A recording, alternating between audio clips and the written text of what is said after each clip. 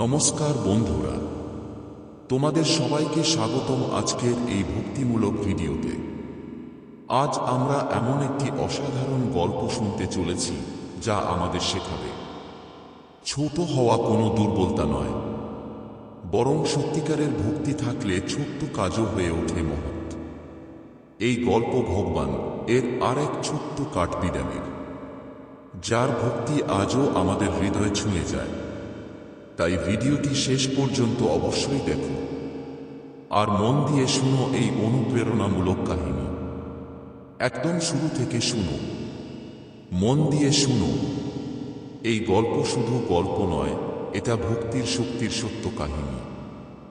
অনেক দিন আগে যখন ভগবান লঙ্কায় যাওয়ার জন্য সমুদ্রের ধারে দাঁড়িয়েছিলেন, তখন তার মনে একটাই চিন্তা, কিভাবে এই বিশাল সমুদ্র পার হওয়া যায়। চারিদিকে অগণিত বানর সেনা, সবাই প্রস্তুত। তাদের মধ্যে ছিলেন মহাশক্তিশালী ভক্ত, যিনি এক লাফে সমুদ্র পার করতে পারেন, পাহাড় তুলে আনতে পারেন। রামের আদেশে শুরু হলো সেতু নির্মাণ। বড় বড় পাথর, পাহাড় সবকিছু এনে সমুদ্রে ফেলা হচ্ছে।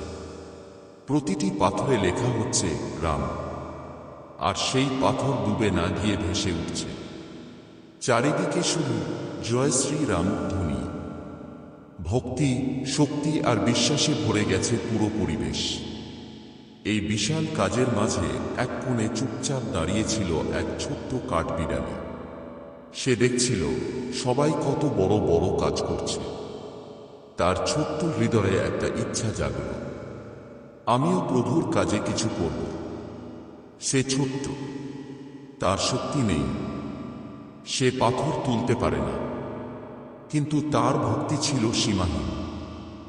সে দৌড়ে গেল বালির কাছে, নিজের শরীর বালিতে গড়িয়ে নিল।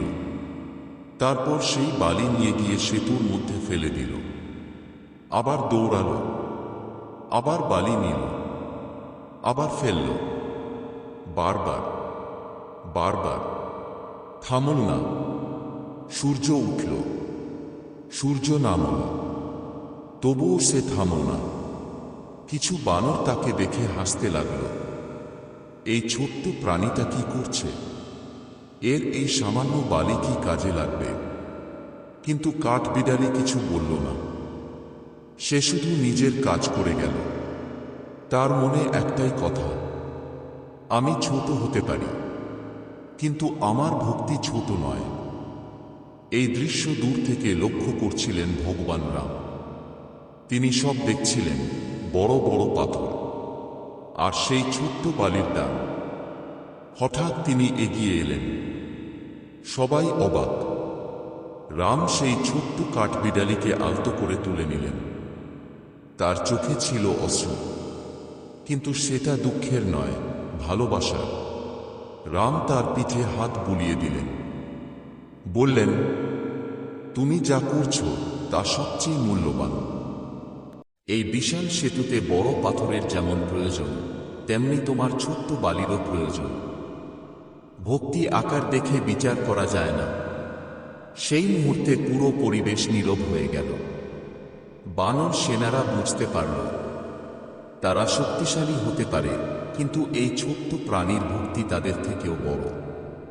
কাঠবিড়ালির পিঠে তখন রামের আঙুলের দাগ পড়ে গেল, যা আজও তার শরীরে দেখা যায়। সেই দিন থেকে এই শিক্ষা ছড়িয়ে পড়ল, ছোট কাজ বলে কিছু নেই। ভক্তি থাকলে প্রতিটি কাজই বড় হয়ে ওঠে। ভগবান শুধু হৃদয়ে দেখেন। সমুদ্রের ঢেউ তখনও আছড়ে পড়ছে। আকাশে সূর্য ধীরে ধীরে অস্ত যাচ্ছে। আর সেই সেতু, যা ভক্তি, বিশ্বাস আর ভালোবাসা দিয়ে তৈরি, ধীরে ধীরে সম্পূর্ণ হয়ে উঠছে। রাম দাঁড়িয়ে আছেন, তাঁর চোখে শান্তি, কারণ তিনি জানেন এই সেতু শুধু পাথরের নয়, এটা ভক্তির সেতু। আর সেই ভক্তির গল্প আজও মানুষের হৃদয়ে বেঁচে আছে। যখনই কেউ নিজেকে ছোট মনে করে, যখনই কেউ ভাবে আমি কিছুই করতে পারবো না, তখন এই কাঠবিড়ালির গল্প তাকে নতুন শক্তি দেয়।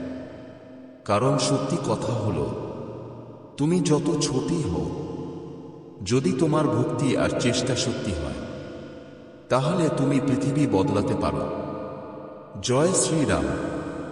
তো বন্ধুরা, এই ছিল সেই ছোট্ট কাঠবিড়ালির ভক্তির গল্প।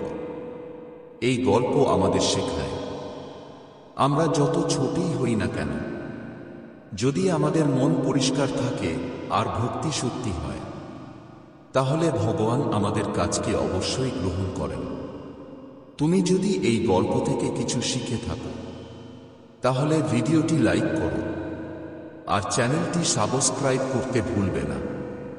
কমেন্ট করে জানাও জয় শ্রীরাম। আবার দেখা হবে নতুন একটি ভক্তিমূলক গল্প নিয়ে। ততক্ষণ ভালো থেকো, সুস্থ থেকো।